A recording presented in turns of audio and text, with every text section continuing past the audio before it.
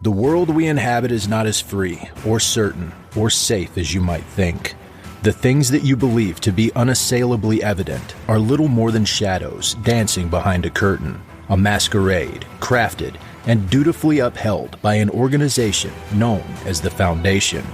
The file you are about to hear contains containment procedures, descriptions, testing logs, historical and in some cases first-hand accounts of the anomalous objects the Foundation serves to secure, contain, and protect. Its contents have been thoroughly scrutinized by the Ethics Committee and approved by the O5 Council for release to trusted associates of the Foundation. This is SCP Unredacted.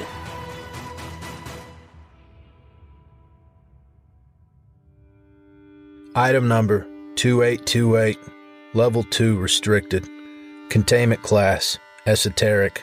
Secondary Class, Ticonderoga. Disruption Class, Kennick. Risk Class, Critical. Special Containment Procedures.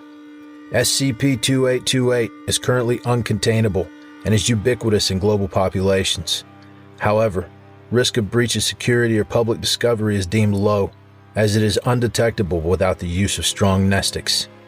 Undercover Foundation operatives, primarily members of MTF Epsilon 7 Forget-Me-Nots, posing as high-ranking employees in pharmaceutical and chemical manufacturing companies, are to monitor any projects aimed at production of chemicals with mnestic capabilities, procure prototype batches to test for effectiveness at facilitating perception of the anomaly, and either halt the research or allow it to continue based on the results.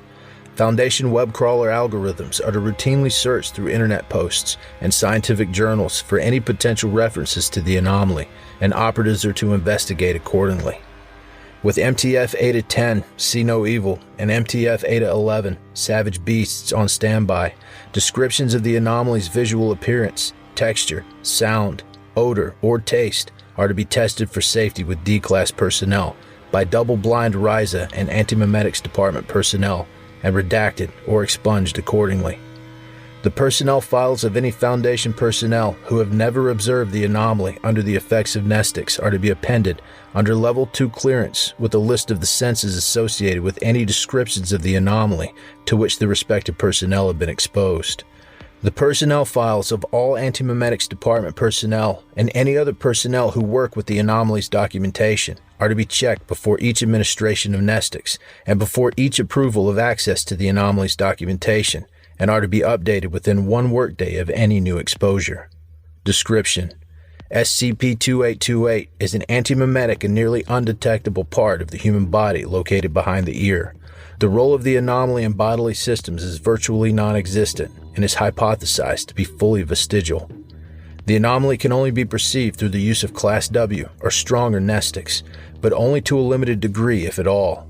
When it's perceived, it can only be perceived with one sense. Whichever sense is used to perceive the anomaly first by a given subject is the only sense the subject will ever be able to perceive it with. For example, if a subject saw the anomaly before he or she felt, heard, smelled, or tasted it, then the subject would not be able to ever feel, hear, smell, or taste it. This effect extends to all forms of communication. A subject who has seen the anomaly is unable to understand a written or verbal description of its smell, descriptions of the sound it makes, etc. Amnestics are capable of erasing memories of the anomaly, but the subject will still be unable to use any sense other than the one the subject first used to perceive it again. This is thought to be because the anomaly permanently alters the brain chemistries of those who perceive it.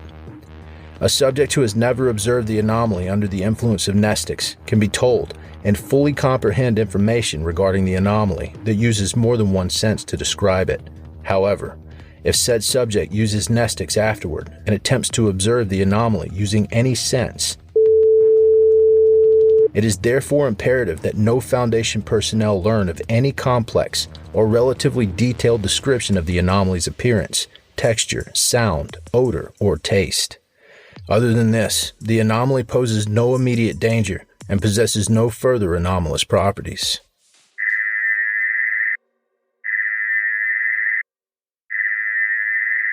Partial Test Log. Cognitohazard Warning. Level 3 Credentials Required. Credentials accepted. Test 1. Test Administrator, Dr. A. Test Subject, D-206344. Forward. Subject was given a dosage of Class W Nestics in order to look at the area behind Dr. A's ears and describe what she saw.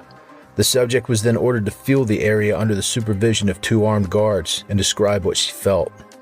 First sense, sight. Result. Subject successfully described the anomaly's appearance, stating data expunged, matching the description provided by Dr. A. When ordered to feel it, the subject stated she could not feel anything at all. She went on to say that she could see her hand touching the thing, but she could not feel a damn thing. Note: results support the hypothesis that the anomaly maintains a consistent appearance no matter the observer. Test 2. Test Administrator, Dr. J. Test Subject, D-206344, Subject A. D-206345, Subject B. Forward.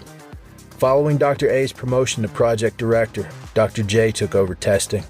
To minimize repercussions from possible unforeseen circumstances, Dr. J was not given Nestics.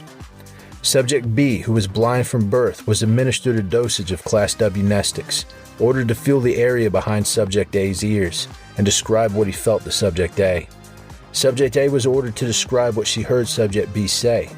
Subject B was ordered to type his description with a Braille to English typewriter, and Subject A was ordered to orate the description. First sense, Subject A, sight. Subject B, touch. Result: Subject B reported data expunged and related the description to Subject A. When asked to repeat what Subject B said, Subject A claimed he had not spoken to her. Subject B repeated himself, and Subject A claimed Subject B must have been speaking in another language and was unable to repeat what she heard. Dr. J was able to hear and understand Subject B's description in English. After Subject B typed his description and handed it to Subject A, she claimed the letters moved and she could not find the words. When Subject B typed up a second identical description and handed it to Subject A, she claimed it was a completely blank piece of paper. Dr. J was able to read and understand Subject B's description. Note: the anomaly's antimemetic effect seems to extend to verbal and written forms of communication.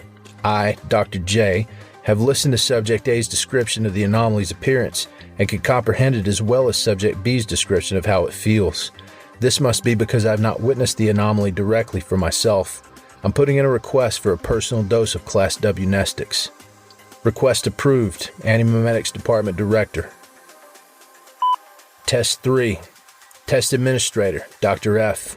Test Subject, Dr. J, Subject A. D-206392, Subject B. Forward. Subject A was familiar with descriptions of both the anomaly's appearance and texture beforehand. He received a dosage of Class W Nestics while blindfolded, wearing earplugs, and having his nose taped shut. Subject B was positioned in front of Subject A so as to provide a direct line of sight with the anomaly. Subject A's blindfold was removed, and he was asked to describe what he saw. First sense, Subject A, sight. Subject B, none. Results: data expunged. Dr. J could not be saved. Notes: data expunged. Clearance level, special containment procedures, and object class have been updated to reflect the results of this test upon the request and review by RISA. RISA Coordinator.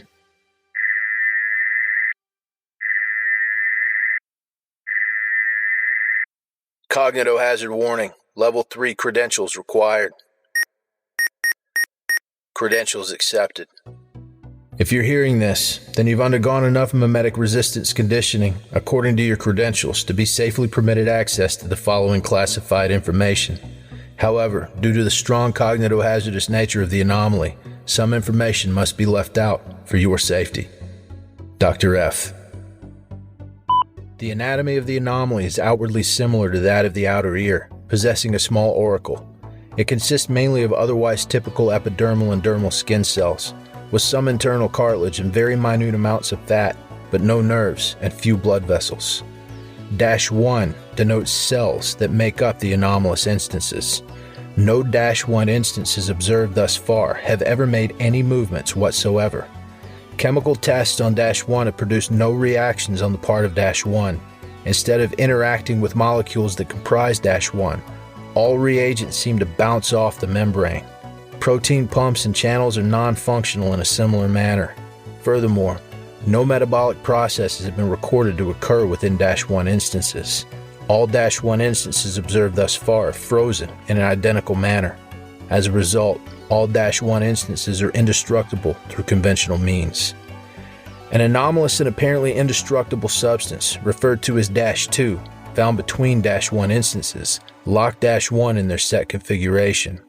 The nature of -1 and -2 make the anomaly effectively indestructible, which has somewhat hindered research. The anomaly's small size makes it only effective as a defensive benefit against puncture wounds to a specific area of the throat from a specific angle. This makes it particularly effective at providing protection from and is speculated to have evolved to suit this purpose. Testing with SCP-EX, one of the last living, greatly supports this hypothesis.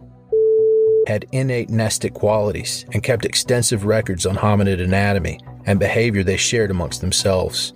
Because of this, the anomaly would have incapacitated these natural predators of early hominids while leaving normal early humans unharmed.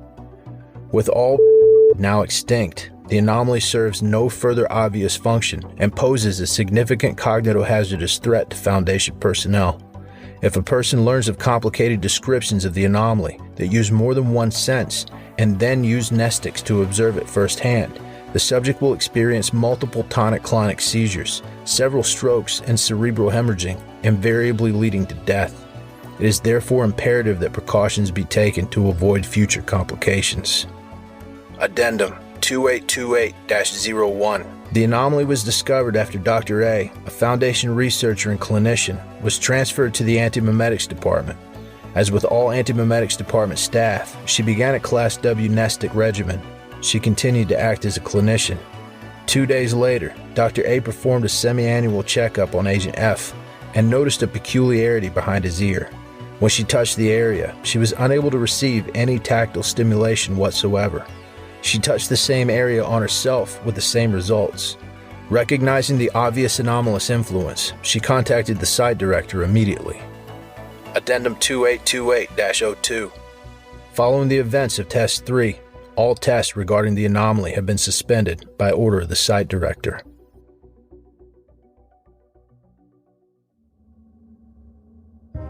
Thank you for listening to this podcast. If you like what you hear, follow the link in the description to patreon.com/scpunredacted and help support me by becoming a patron for as little as $3 a month. You can get access to production logs, merchandise, recognition, and even a part in a skip. Regardless of tier, all patrons get early access to every single episode. I don't have the talent it takes to write a skip. All I do is read. Original authors make this podcast possible, so credit to the original author. Their links in the description. Show them some love as well. Consider becoming a member of the SCP Wiki. Upvote their work and maybe write a skip of your own. Maybe I'll read it here someday. You never know if you never try.